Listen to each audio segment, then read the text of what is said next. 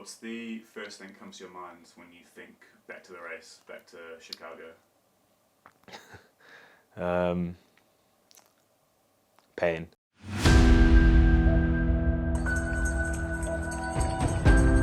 Right, let's go! Let's go, Mel! That's it! Let's go, Mel! Let's go, Mel!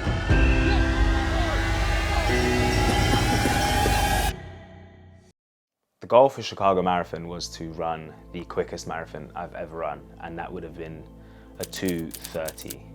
The goal was sub 2:30.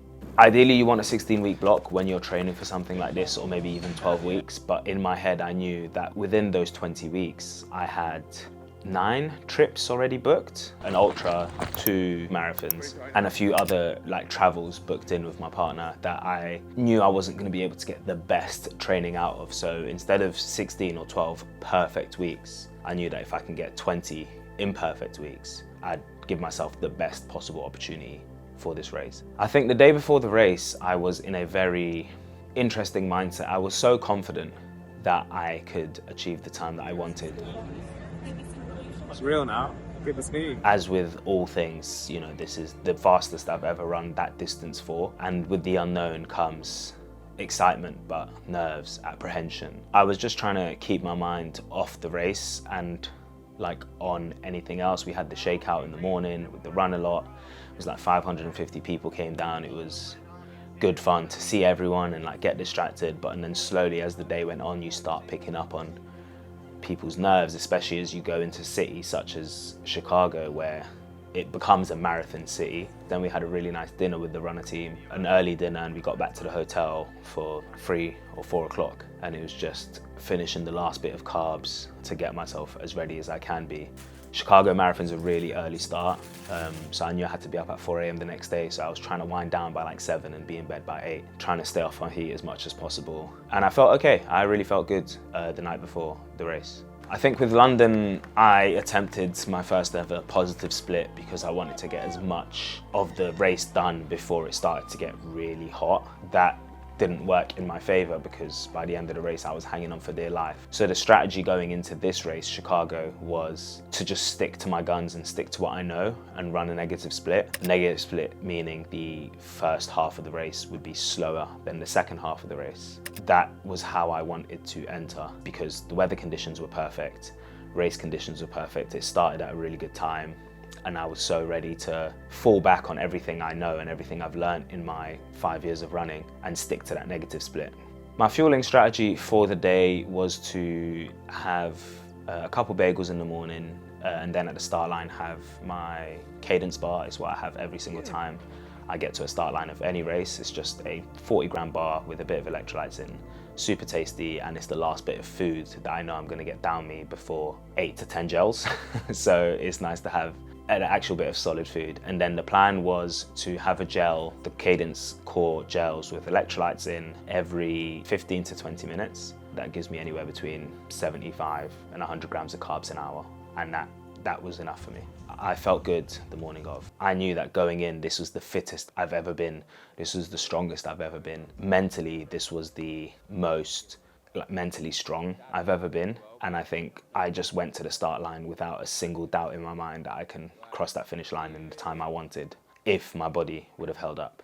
I'd sustained an injury a couple of weeks before where my Achilles and calves had become so tight because of an injury that I'd sustained a couple of weeks before that, where my hamstring had become tight, and training through that hamstring. And I think once I'd done that half marathon, after I'd done Berlin Marathon, it got to the point where I couldn't run for a week and a half in my taper. As I was tapering, I thought, okay, that's fine. I don't mind not running as much because I am supposed to offload.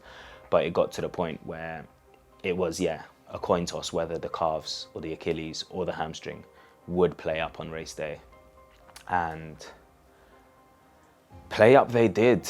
So in Chicago, I think it's quite notorious that the first 5 miles, the GPS isn't that great. And I'd never lapped my watch in a race before, so I wasn't about to start doing that then. And I think going off of GPS alone, I was way quicker than I needed to be, but going off course markers when I got to the halfway mark meant that I was perfectly on track. The first 2 kilometers of the race, I could feel the pain in my Achilles start. But in my head, I had that same pain 2 weeks ago when I ran the half marathon and I still made it to the halfway distance.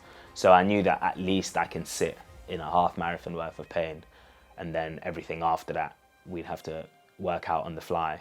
And I got to the halfway mark in 1 hour, 15 minutes and 15 seconds. I was in a world of pain by then, but I still felt like I can hold out for another half marathon. This is what we've trained for. We've trained to sit in discomfort. It was perfectly split. I just needed to speed up by just over a second per kilometer to get the time that I wanted, and that's not unachievable at all, especially given how I felt cardiovascularly in the race at halfway mark. I wasn't tired, I wasn't fatigued, my body wasn't sore, my limbs weren't achy.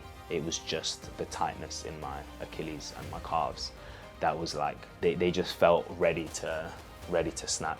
I've never felt pain like it. So I kept pushing. I was like, get to 25K, get to 30K, and then at 30K, all you have to do is another 12K. I said at the halfway mark, if I slowed down for 5 or 10K by about 3 or 4 minutes per kilometer, I can move the pain from 9 out of 10 to about a 7 out of 10. And that's exactly what I did. So I eased off just a tiny bit. I moved from 330 kilometers to 335 kilometers. And the pain had subsided just a tiny bit from a 9 out of 10 to an 8 out of 10, which I never sit in a 9 out of 10 pain in a marathon. That's normally a 5K type of pain. And it was an 8 out of 10 for the next 10K. And then I got to about 30K. The pain went straight to a 10 out of 10. I couldn't move, I couldn't walk, and I was wrestling with myself in my head. Once I'd stopped, immediately it went into my head to just DNF. Just stop running. Like, you're in so much pain, just stop running. And I peeled off to the side of the course. I have never in my life felt this way in a race. My calves are about to blow up. I was honestly heartbroken, thinking I'm not gonna make it to the finish line right now. Like, with the way my legs are feeling, I have nothing, literally nothing left to give. And I started filming my video to say I'm about to DNF, and the decision in my head was already made. I just can't even jog to the finish line. I'm at just over 30K, and I don't even know if I have 12K in me. Heartbreak, honestly, absolutely heartbreak. As I'm filming it, a person from the crowd comes up to me and says, like, keep going. And I remember saying, I can't, I have nothing left. And I don't know if I do, thank you, man. And then I start walking, and then I finish filming that video, ready to book an Uber. And as I'm about to book an Uber and put my phone in my pocket, I see a text from one of my friends, Herc, and it says, show him who MOABDIN really is. That was all I needed to be like, okay, cool, there's no way I'm DNFing this race. It's either I'm getting pulled off the course in a stretcher or I'm crawling to the finish line. And from there, another fire just lit up inside of me. And it was like, I'm getting to that finish line. And I walked, and I pushed, and I ran, and then I pulled up again, and I had to stop, and I had to stretch, and then I had to walk. And I had to do that every 200 to 300 meters. And that was the process from 30K to the 42 kilometer mark. That last 12K was the most painful 12K I've ever done in my life. And I slowly saw my time just, get slower and slower and slower, and the goal time slowly left me, and then I was like at least a 2:35, and then I'd done the maths, and that slowly left me, and then it was at least a championship time, the one I tried to train for back in London. Just get that so you can walk away and call yourself a champion. And then I felt that slip away from me, and I was like, at least a PB, just 1 second quicker than you did in London. And I felt that slip away from me as well. And then at that point, it wasn't a matter of can I get the time or not, but can I just get to the finish line in one piece and hold my head up high and feel honoured that I was able to complete the marathon distance. Because I don't think we celebrate that enough. I don't think we give ourselves enough credit that a marathon is still a long, long way, and it's so hard. Marathons are hard. Yeah, I just never felt pain like that, like, ever in my life. People need to sit with the fact that running it, no matter what your time is an insane achievement. And it was so easy for me to talk myself out of finishing that race because I wasn't going to get the time that I wanted. But I'm so glad that I persevered and pushed through and made it to the finish line, because that in itself is worth celebrating. I mean, it wasn't enough. I didn't get the time that I wanted.